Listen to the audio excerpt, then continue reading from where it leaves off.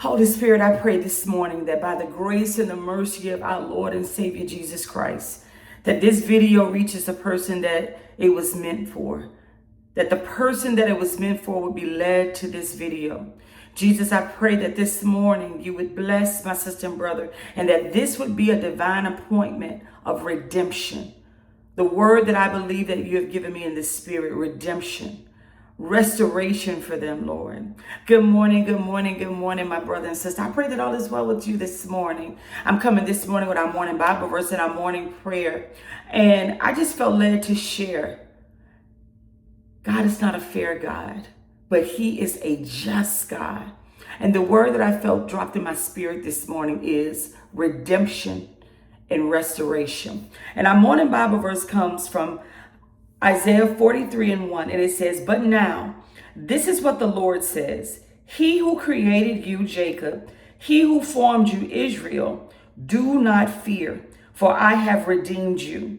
I have summoned you by name. You are mine. You are mine. You are mine. You are the Lord's this morning, my brother and sister. Listen, I don't know where you are this morning, but I want you to believe that today is going to be a good day. God is going to redeem all that you have lost. God is going to restore. I don't know what this is going to mean for you, but if you can remember Joseph, if you can remember David, if you can remember the disciples, Peter, if you can remember Paul and Silas, if you can remember Daniel, if you can remember the 3 Hebrew boys, all of them had something in common. God had given them a promise. God had anointed them. God had given instruction. God had given direction. God had given a promise. But everything that they went through did not look like what God had promised. And that's where you are this morning. God is giving you a vision. God is giving you a dream. And you don't understand right now. God is giving you a promise. You don't understand because what you are going through, what you are dealing with, does not look like what God has promised. And it seems like God is unfair.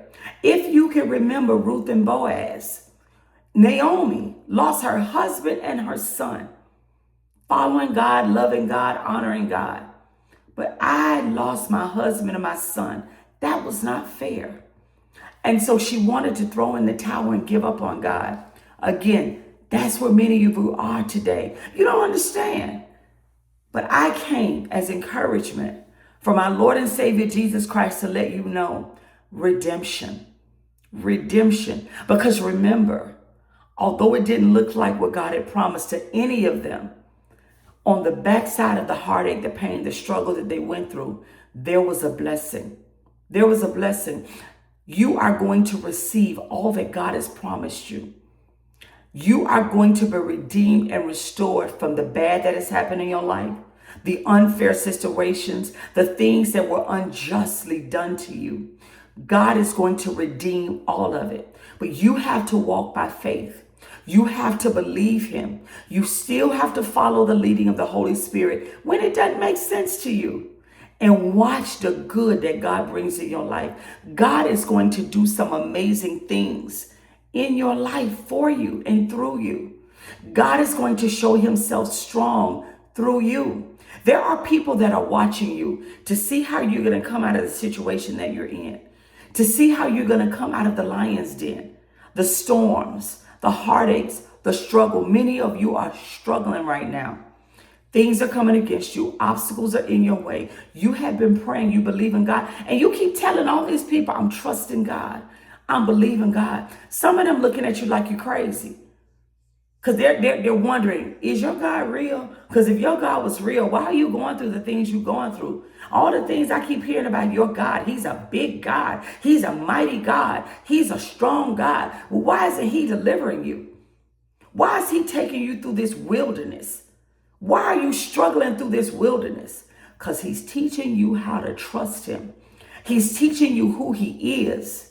He's teaching you things about yourself that you don't understand right now. You are fearfully and wonderfully made. God wants to show that he is a redeemer, that he is a protector, that he is a provider. And there are things that God is going to tell you to do that's not going to make sense to your natural mind. But you got to get out of what you see and you got to believe past where you are. Peter was in prison. Jesus had told him he was to go and spread the gospel. But if I'm to spread the gospel, why am I in prison? Paul and Silas in prison. Crazy that in prison they are worshiping. But what did God do? He shook the foundations and caused the doors to open. He sent an angel to deliver Peter. God is sending an angel today to deliver you out of your situation. But you got to get past the natural, and you have got to believe the word of God. You got to apply the word of God. The word of God does not work by you just hearing the word. James says you have to be a doer of the word. They had to leave. They had to exit. They had to walk out of Egypt to get to Canaan. You got to walk out of the doors, the places that God is telling you to leave, so that you can walk into the good thing, the new thing, the blessed thing that God is taking you to. And right now, to your mind, that may seem crazy, but obey. I want to pray for you this morning. Our Father, who art in heaven, hallowed be thy name. Lord, thy kingdom come. I pray, Lord God, this day that your will be done on earth as it's been purposed in heaven. I thank you today for our daily bread and for forgiving us our trespasses as we also forgive those who trespass against us. Father God, lead us not into temptation, but deliver us from all evil. For thine is the kingdom, the power, and the glory forever and ever. Amen. Father God, this morning we give you praise. We worship your name, God, for you are worthy. You are holy. You are Jehovah Jireh, the Lord our provider. You are Jehovah Sikkenu. You are Jehovah Shammah, the Lord who is there. I thank you for your promise this morning. I thank you for grace and mercy that you extended to each and every one of us, God. We come before you this morning asking for your presence, God, asking for your wisdom and discernment, asking for direction. God, let your will be done in each and every one of our lives. Father, I am praying right now a hedge of protection over my brother and sister that's on the other side of this camera. May you bless them, oh God, from the crown of their heads to the soles of their feet. May you show yourself strong in their lives, Father God. They've been praying, they believe, God. Now they're discouraged. Now they're doubting your existence. Now they're doubting your promise, the word that you gave to them. Because right now, in the midst of you delivering them from Egypt, bondage, lack, poverty, and saying that you're taking them to a land of fruitfulness, a land flowing with milk and honey, they are in the wilderness stage right now, just like the children of Israel was. They're doubting you. They're murmuring. They're complaining. They're discouraged. I am asking right now, Father God, in the name of Jesus, that you would wrap your arms around them. I don't want to be like Gideon and say, give us a sign, because we are to believe your word, even if we don't have a sign. But I am asking you, Father, as I intercede for them, that God, you would show them something. Something that will show that your power is real, that your promise is real. I know that God, according to your word, that you're not a man that you should lie. And that God, whatever your word is declared in the Bible, it will not return void, but it would accomplish what it's purposed to in their lives. But just like you were with Elijah, and you sent strength to him, you sent food to feed him, and you said, get up, because the journey ahead, oh God, their journeys right now, Father God, it is intimidating for many. They need you, God. Just as you were with Elijah, just as you were with Elisha, just as you were with Jacob turned Israel, just as you were with Moses, just as you were with David, just as you were with Joseph, Peter, Paul, Silas, Daniel, Jeremiah, Ezekiel, Isaiah. I am asking right now in this moment, God, that you would be with your children. I pray, Lord God, don't let the enemy steal your promise out of their hearts. I pray that you will rebuke the devourer for our sakes. I pray that right now what the enemy meant for harm, you will use for good. I stand on the promise of your word in Romans 8:28 for me and my brothers and sisters, that all things, good or bad, all things will work together for our good. So I pray this morning that my brothers and sisters, Father God, will not grow weary as they wait. I ask that you would help them to wait well. I ask all of these things in your powerful, matchless name, Jesus.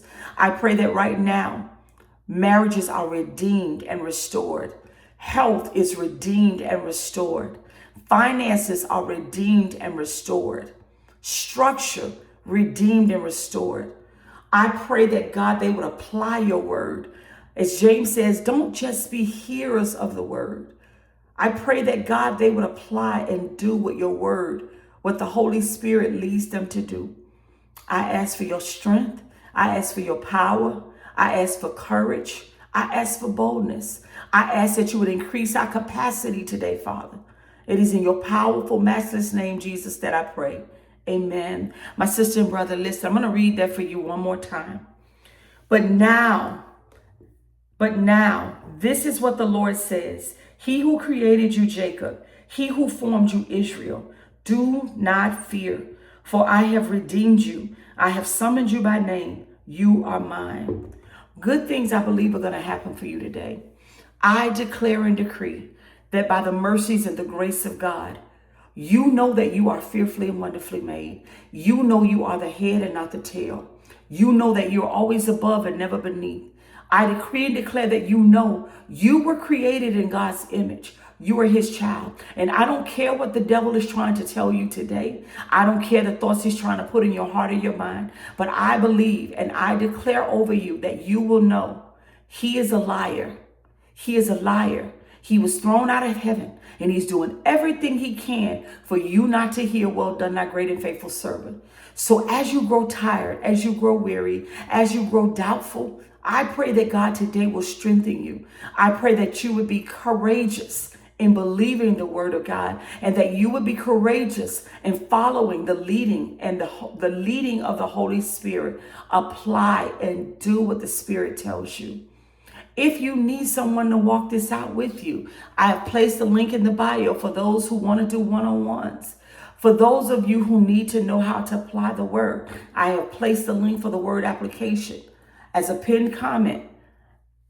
Listen, it's up to you. I am willing.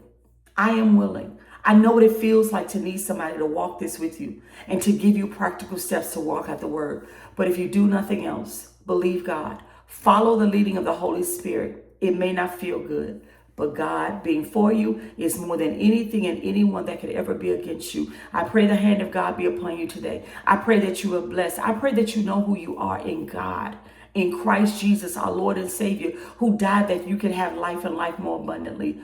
Walk in the abundance of the life that Jesus died for you to have.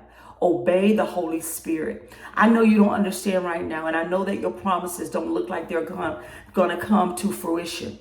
But I need you to believe today that God is not a liar. He is faithful to his word.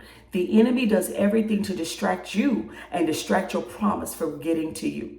So if I could say this to you, remember David, remember Joseph, remember the disciples. All will be well. You will have what God promised you.